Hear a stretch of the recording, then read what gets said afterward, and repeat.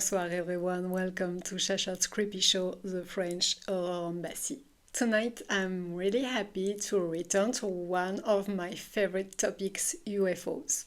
And I'm glad to explore it in this video from a vintage angle. Indeed, here is one of my bedside books of the moment, written by Jean Sider, that we can translate as Aliens Before Flying Saucers. And it's a catalogue of encounters of the third and the fourth kind that took place before 1947 specifically. And it's refreshing. The author compiled numerous chronicles and documents and published this fascinating collection. Of course, it covers alien encounters from all around the world, but here I'll share some French stories taken from this book. The author passed away a few months ago, so I wish to honor his work with much respect and gratitude.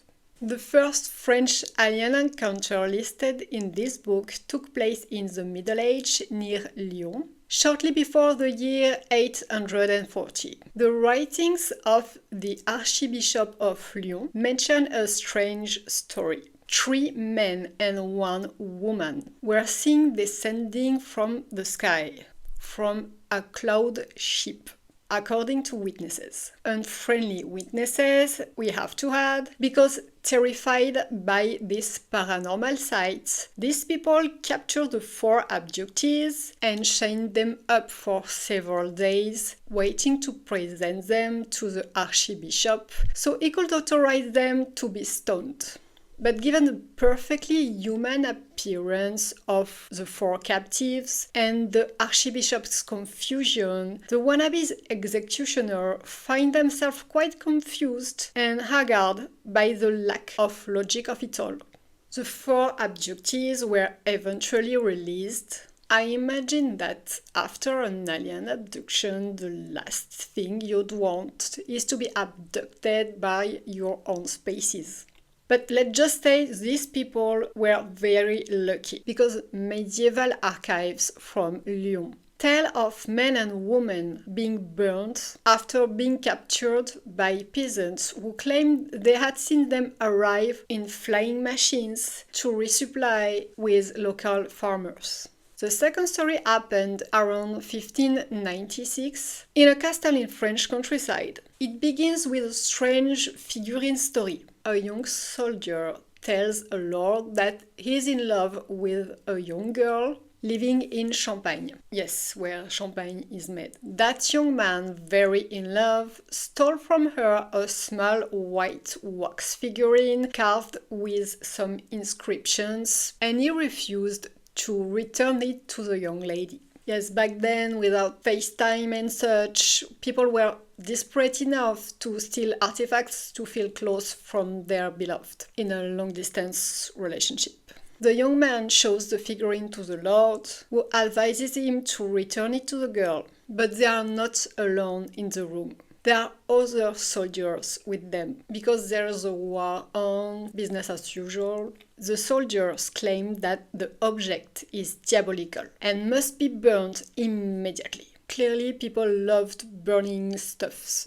back then. So the young man throws the object into the fireplace, and then all hell breaks loose. The figurine emits blue, violet, and black flames, and a stinky black smoke fills the room. At that same moment, a violent thunderstorm breaks out.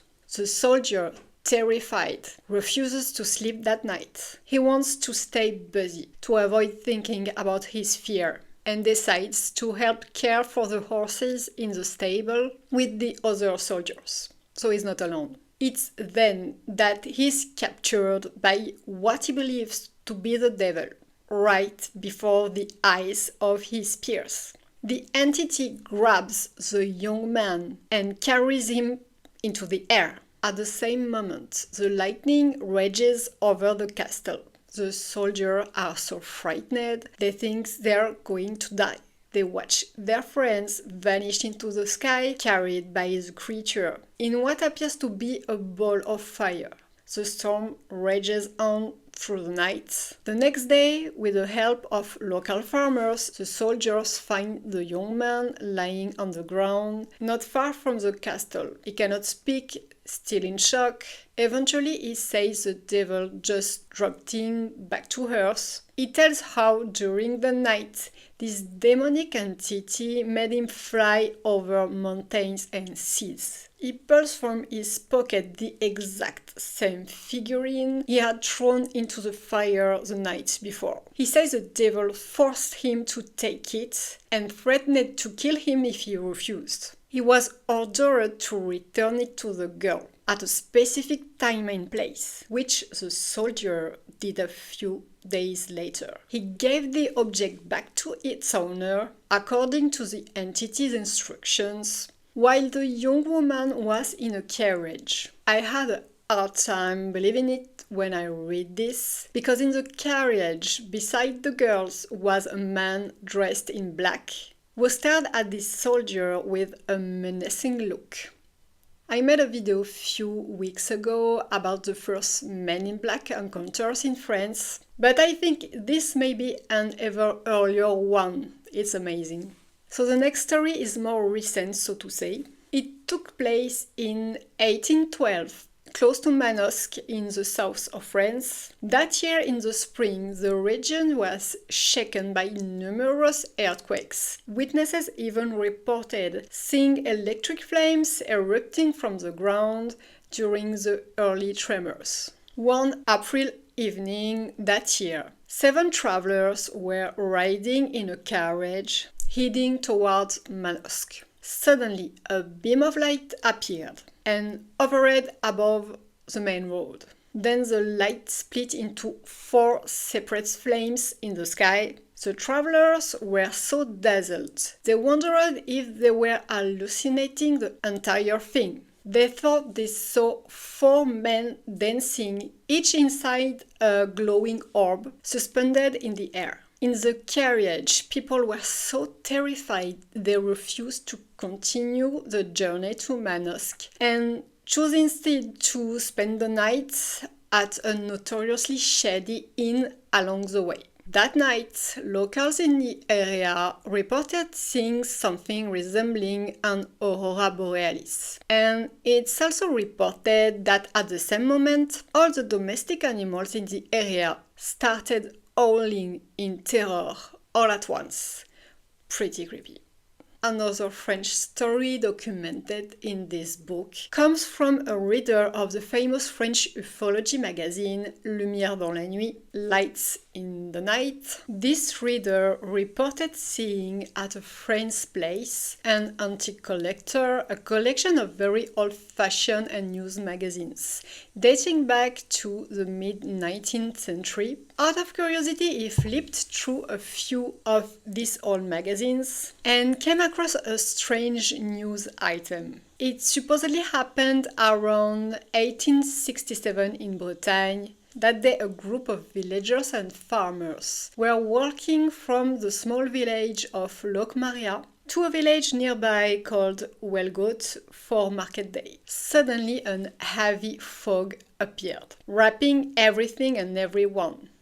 People, animals, belongings. No one could see a thing caught inside the dense mist that hid everything from view. The fog didn't last long and was highly localized to a specific part of the path. Those walking behind it had time to see it envelop everything before it cleared. But when the fog disappeared, the people, animal and objects that had been within it were gone. Everything was gone. All those people, their things and their animals had been swallowed by this mysterious mist. It's frightening. And this story resonates with another incident that occurred in Nevers, in Bourgogne, in Burgundy if you prefer, the most beautiful region in France, objectively speaking. On October 21, 1989, that day, while at home, 3 members of the same family observed a strange light phenomenon in the sky. that grew increasingly complex and unusual. Suddenly, a red frog appeared, masking everything around them.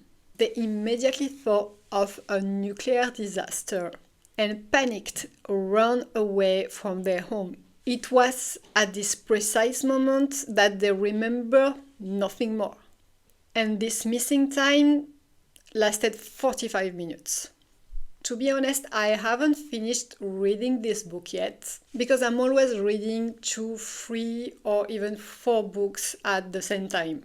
But if I come across some more interesting French encounters in this amazing book, I won't hesitate to make another episode about it. In the meantime, don't get abducted, and I'll be back soon. Bye.